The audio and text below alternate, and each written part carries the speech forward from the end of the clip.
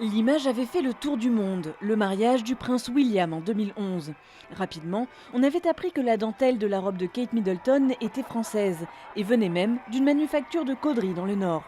Un coup de projecteur inattendu pour la maison Sophie Hallett, l'une des rares à encore utiliser des métiers levers, d'énormes machines de 15 tonnes qui imitent à la perfection les mains d'une dentelière. Et remontent à l'époque de la révolution industrielle.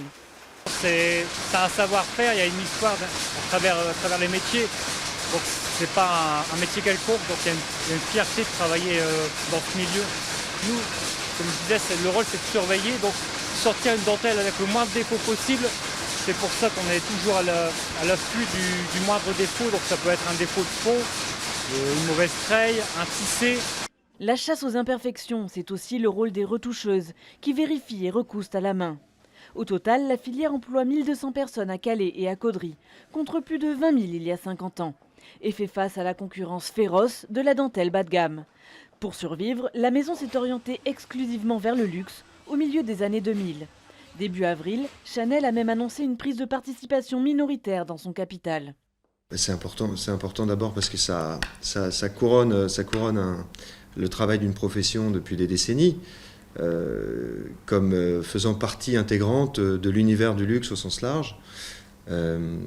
C'est quelque chose qui n'était jamais arrivé dans notre profession.